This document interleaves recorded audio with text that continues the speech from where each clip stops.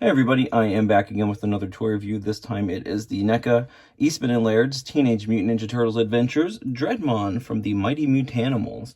Dreadmon, Jaguar, Ray Fillet, or Man Ray if you will, Slash, Wingnut and Screwloose, and Leatherhead are definitely at the top of the list of Archie comic book characters I would love to see, but who wouldn't I like to see in figure form for the Ninja Turtles? I mean, that's an understatement. This is number 3 in the series. Slash was number 1, and Man Ray was number 2. And Jaguar is number 4, who will be my next review after this. As you can see on the back here, there's 1, 2, and 4. We got 3 here. Yeah. Really cool box art by Ken Michiruni, and it goes all the way around. And you have a nice full photo there. I have unstrapped our buddy from the inside of the package here, so you might hear stuff rolling around. I did tape them down so they didn't fall while I was doing this. You can see all of the details of who did what here on the bottom. There you go. So there's that. I like to show that off because it is important to show who did these beautiful works of art, from the packaging, the artwork, to the sculpture. All of that, all very important. And one of the other cool things is that these all come with very cool comic book backgrounds. Now, I'm not sure if these are new or not, or if they're taken from the Archie comics. I cannot remember. It's been so long since I've read them. I honestly actually don't own them anymore. I got rid of them all a long time ago, except for a few that nobody wants. Let me put that. I'm gonna put that back in here. So you can see how easy it is to get in and out there. Let's show you the other. I showed it in my last video, but I'm going to show you all the lovely packaging. So here's Dreadmon and Slash together. So you have 1 and 3. We'll put number 2 there. Number 2. So there you go. So we've got those going on so far. I'm going around a room here. So there we go. You can see also what I didn't use on my figures. Let's get all the packaging out of the way here and move on to the feature presentation. Dreadmon comes with a peeled banana, which the banana piece that is coming out is a separate piece of plastic there, and it is a hard piece of plastic. It's not really too rubbery. I mean, the peel part here is a little softer than the banana part there. You would think the whole thing would be rubbery. Give you that banana feel. Oh, got the tape stuck there. All right, and here is a closed banana. It is a hard piece of plastic. He's got this here. I'm not sure exactly what this says. I think it might be some kind of like oil drum or toxic waste or something. I heard a snap. I'm not sure if this opens. I'm not sure if it opens. Doesn't look like it. That's all I need. Let's open it up and spill toxic waste everywhere. I don't have Captain Planet on my ass here. Anyways, let's see. And he comes with one of Maligna's little babies. Look at that thing. That is creepy as hell. I love it. The little mouth. It's made of a softer plastic and it can be moved. Same thing with the little pinchers here. The horns too. They're a little softer. I'm gonna say, yeah, the lower jaw area. I keep going over there. The lower jaw area is a separate piece of plastic. There's no movement at all in this little guy. It would have been cool if they would have made the head separate so you could move the head around. But it's funny though. This is for Maligna, who is a huge villain. Ends up killing Slash, and Slash gives his life. She doesn't really kill him, but anyways, she's a big space bug and has all kinds of bug warriors with her. But this little guy reminds me more of Lord Dreg from the cartoon series, the Fred Wolf series. Anyways, I'm rambling about a little baby bug. Okay, so Dreadmon also comes with this really cool bowl of stuff. And in this bowl of stuff, you get another banana that has nothing in it. It's empty. Another full banana. Let's see. Nope, that's actually a different banana. I wasn't sure if they just stuck the same banana in there. Get a little apple, a pear, some grapes, it looks like, and these things hanging around the sides here, or in the pinky stuff there, that is intestines. Yes, indeed. He loves to eat all of this stuff. But that's not all. In the back here, underneath Dreadmon, we have a very cool accessory, a comic book style tombstone coming out of the grass, which is very, very cool. Absolutely love it. It might be my favorite accessory in the set besides this little guy. Love it. Then he comes with another set of eyes and a bunch of hands. So I'm going to bring him over so we can check that out right away. I'll get into him. So let's see. The eyes that he comes with are kind of big, very cartoony, and these ones are a little more serious.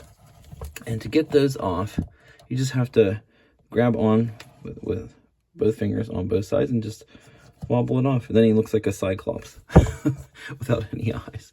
So you can see big difference there. I actually kind of like the more serious look myself. I think he looks pretty damn cool like that. But if you really, really want to go super cartoony. Now I can't get this back out. Damn. All right, there we go. If you really want to go super cartoony, that's your look. Ow. He's a little sharp in the ears. All right, now I can't get this back in. All right, there we go. Yeah. I mean, either one's fine. You know, there have been multiple styles of art in the series, and one isn't better than the other, in my opinion. I kind of prefer a more sinister look, but either one's really great. I mean, if you really want to, you could get two of this figure and have both looks going on.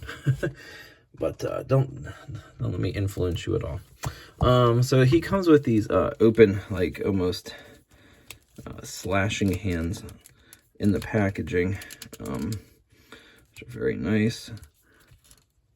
Very good. Let's see, and they come out. Oh, he's hanging on to me. They come out very easily. And the although they are painted, you can see the paint flaking off. There's no real issues with moving them, at least for me. I don't know if other people have had issues. Let's see. Then he's punching. There is paint, definitely. There's the punching hands, and again, flaking happening, but not too bad. And then the joints are moving real well, so that's great. Then he's got these ones where you can kind of hold stuff. Again, the joints moving very well. So he can hold the banana pretty good in that hand. Let's see, I don't know if he wants to hold a baby bug. He can hold a baby bug. Yeah, let's get rid of those. And here's the other side. You can hold a banana in that side too. So there you go. I'm gonna put his hands back on that he came with, because I want to see if he can hold that bowl of fruit and intestines that he came with. Let's see how well that works. Yeah, he can't really get his arms over too far. I mean, trying to. There we go. His joint was a little stuck there, but I don't know. It's a little tough. There we go. You gotta get really. He's got pretty long arms, but you really gotta work them to get him to have this stuff. Yeah, that's pretty good. Not too bad. I mean, I wish that the hands were a little more open. I guess you could. They're a little bendy, so you know. I guess you could do that. Hold them like that. He's pretty damn cool. Yeah, that works pretty good. All right, so there's all that stuff, all the accessories. We're gonna get into the Dreadmon himself. Like I said, I showed you, he has interchangeable eyes, which is very cool. The paint is very good. I only have one real flaw on him, and that is here. I have to use a Mr. Clean Eraser. It's like his hair paint got on the black of his shirt there. His ears are a separate piece of plastic, and they are plugged into the head. They're actually really sharp at the tips, so be careful messing around with this guy. Looks like, I can't tell. It looks like the earring is a separate piece of plastic also. I want to say, yeah, it almost looks like the hair pieces are done in parts as well. Like even this little piece back here with the skull is separate and it's plugged in. That's very nice. I love that. Love the details, all the line work. Really makes that comic book look happen there.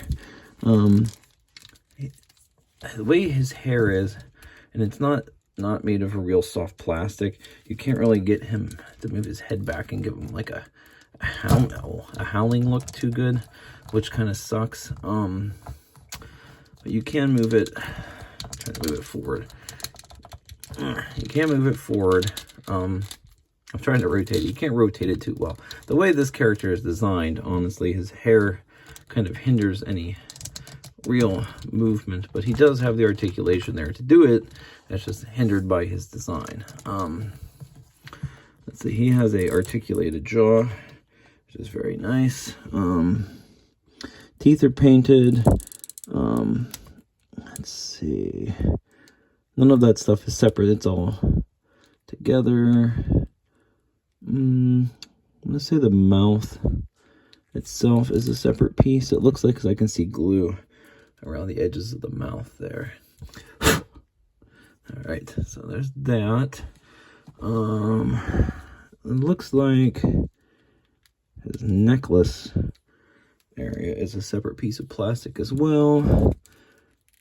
The shirt is actually a part of the body and shirt area, or should I say the upper chest and all of that, the torso. That's all one piece. Then you have this belt here and his like cloth or skirt, whatever you want to call it. It is very soft rubbery plastic, but they are two separate pieces. You can see underneath there. Let's see, so that's about it for the separate pieces besides the tail here, which I'll get into. Shoulder articulation, it's about standard. You can't really get too far.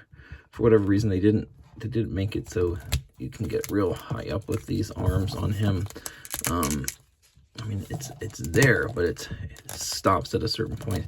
Then he has a cut here on both sides, and it moves really well. It was not stuck at all. I didn't have to heat anything up out of the packaging.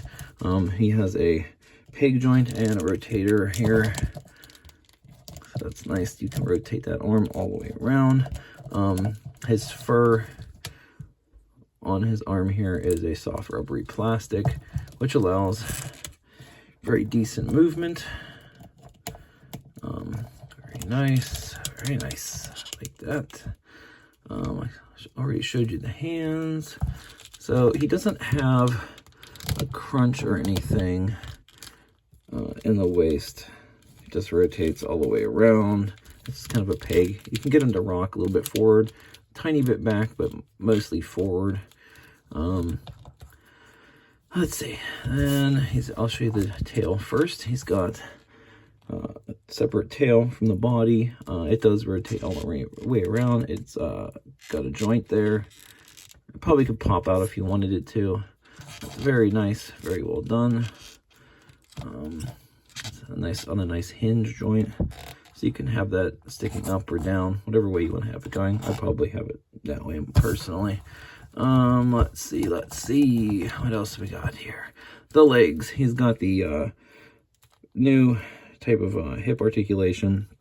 that all NECA figures have. I guess at this point I should probably stop mentioning it since it's past the point of being new. Then he has,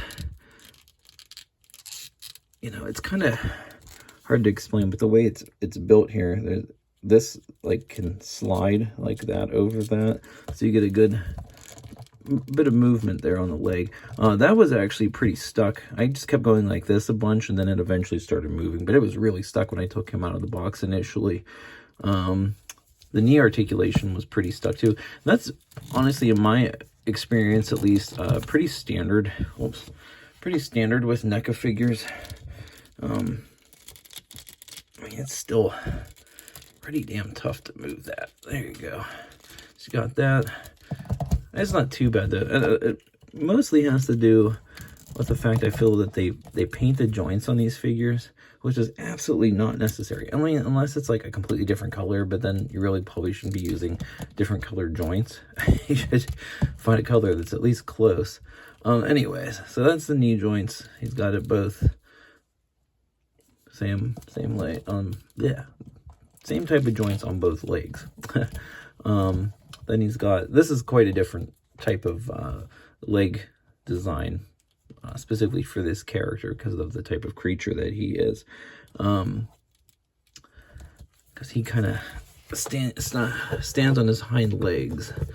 Splinter is kind of like that too. I guess it's not that new, but he's a little heavier than Master Splinter is, so he's definitely going to need some kind of like stand or something to hold him down, I guess. I mean, you can get him to stand.